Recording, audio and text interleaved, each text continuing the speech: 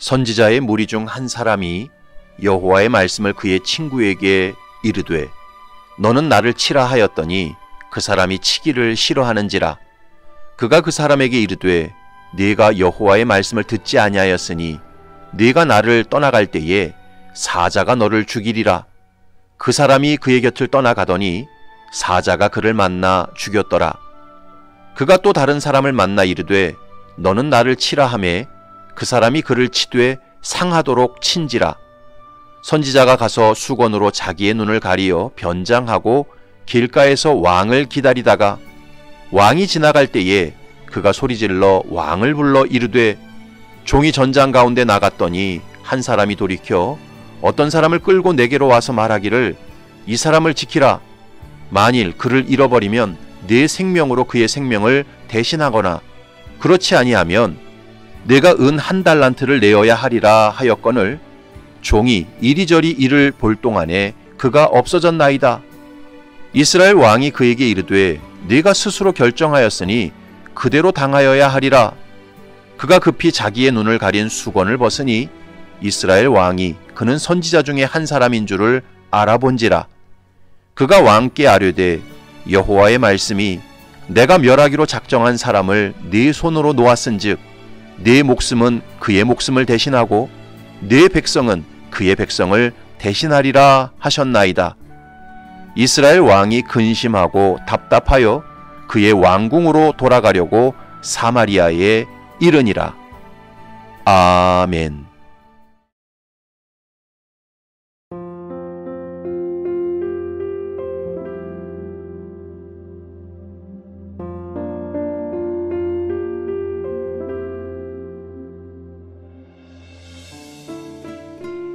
사람이 가진 심각한 죄성 중에 하나는 바로 이중잣대를 가지고 산다는 것입니다.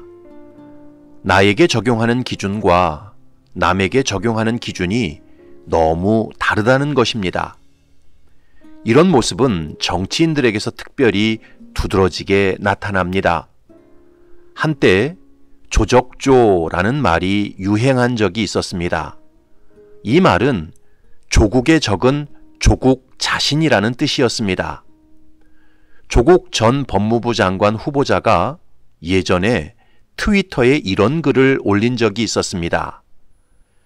개천에서 용이 날 수 있는 확률은 극히 줄었다. 모두가 용이 될 수 없으며 또한 그럴 필요도 없다. 더 중요한 것은 용이 되어 구름 위로 날아오르지 않아도 개천에서 붕어, 개구리, 가재로 살아도 행복한 세상을 만드는 것이다. 이 글은 조국 전 법무부 장관 후보자가 2012년에 부익부 빈익빈 사회와 10대 90 사회를 비판하면서 쓴 글이었습니다. 부유층이나 특권층만 행복한 세상이 아니라 서민 모두가 행복한 세상을 만들어야 한다는 취지로 쓴 글이었습니다. 하지만 실제 조국 전 법무부 장관의 삶은 자기 딸에게 온갖 편법과 불법을 동원하여 엄청난 고학력 스펙을 만들어 주었고 그것을 바탕으로 의전원에 입학시켰습니다. 남이 하면 불륜이고 내가 하면 로맨스라는 씁쓸한 이중잣대 사례를 조국 전 법무부 장관 후보자가 또다시 강렬하게 보여준 것이었습니다. 그런데 이런 이중성은 정치인이나 특권층에서만 나타나는 게 아닙니다. 솔직하게 말하면 지금 설교하고 있는 저 자신에게서도 그리고 이 설교를 듣고 있는 여러분에게서도 이런 이중성이 나타납니다. 다윗을 생각해 보십시오. 하루는 나단 선지자가 다윗을 찾아와 자기가 겪은 에피소드 하나를 말해 주었습니다. 왕이시여, 제가 한 성읍을 지나가다가 목격한 일입니다. 그 성읍에 두 사람이 있었는데 한 사람은 매우 큰 거부였고 한 사람은 매우 가난한 사람이었습니다. 그 거부는 양과 소가 셀 수 없을 만큼 심이 많았고 그 가난한 사람은 아무것도 없고 오직 자기가 사서 기르는 암양 새끼 한 마리가 전부였습니다. 그 암양 새끼는 그 가난한 사람에게 유일한 기쁨이었습니다. 그래서 잘 때도 그의 품에서 같이 잤고 먹을 때도 그의 식탁에서 같이 먹었습니다. 그 암양 새끼는 그 가난한 사람에게 딸이나 마찬가지였습니다. 그런데 어느 날 부자에게 손님이 찾아왔는데 그 부자가 자기의 소와 양은 잡지 않고 그 가난한 사람의 암양 새끼를 빼앗아서 잡았습니다. 그리고 그 손님에게 대접했습니다. 그 이야기를 들은 다윗 왕은 화가 머리끝까지 치밀어 올랐습니다. 그래서 이렇게 말했습니다. 다윗이 그 사람으로 말미암아 노하여 나단에게 이르되 여호와의 살아계심을 두고 맹세하노니 이 일을 행한 그 사람은 마땅히 죽을 자라. 그가 불쌍히 여기지 아니하고 이런 일을 행하였으니 그 양새끼를 4배나 갚아주어야 하리라 한지라. 다윗의 이 말을 실감나게 번역하면 이렇게 번역할 수 있습니다. 이런 쳐죽일 놈 같으니라고. 그런 부자놈은 마땅히 저주받을 놈이다. 그렇게 무자비한 짓을 저질렀으니 그 부자놈은 반드시 가난한 사람에게 양새끼 4배를 갚아주어야 한다. 그때 나단 선지자는 다윗의 눈을 똑바로 쳐다보았습니다. 그리고 이렇게 말했습니다. 당신이 그 사람이라. 당신이 그 사람이라. 나단 선지자는 다윗 왕이 그동안 저지른 악행을 낱낱이 직고했습니다. 다윗은 전쟁터에 나가 있던 우리아의 아내 밧세바와 몰래 동침했고 밧세바가 임신하자 그 아이를 우리아의 아이로 둔갑시키려고 했습니다. 하지만 그 일이 자기 뜻대로 이루어지지 않자 요압 장군을 시켜 우리아를 가장 치열한 전투 현장으로 보내서 암몬 자손의 칼에 맞아 죽게 만들었습니다. 그리고 나서 밧세바를 자기 아내로 삼았습니다. 그러니까 다윗은 자기가 그렇게 분노하고 적개심을 드러냈던 부자의 모습보다 훨씬 더 악질스러운 죄를 저질렀던 것입니다.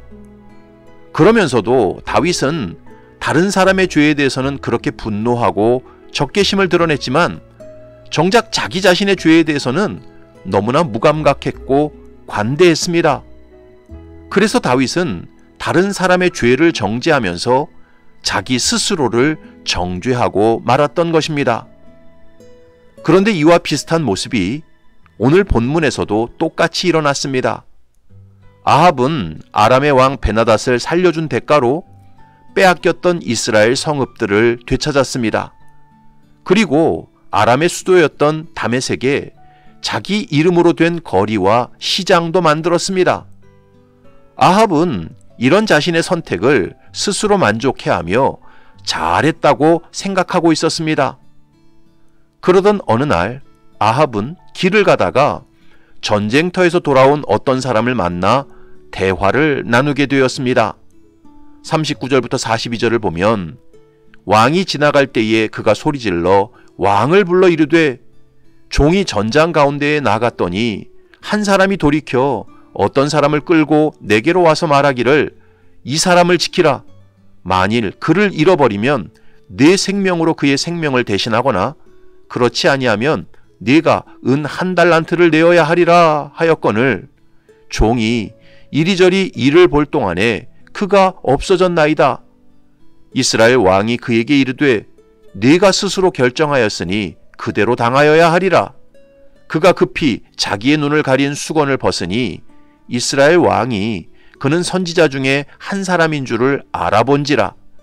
그가 왕께 아뢰되 여호와의 말씀이 내가 멸하기로 작정한 사람을 네 손으로 놓았은즉 네 목숨은 그의 목숨을 대신하고 네 백성은 그의 백성을 대신하리라 하셨나이다.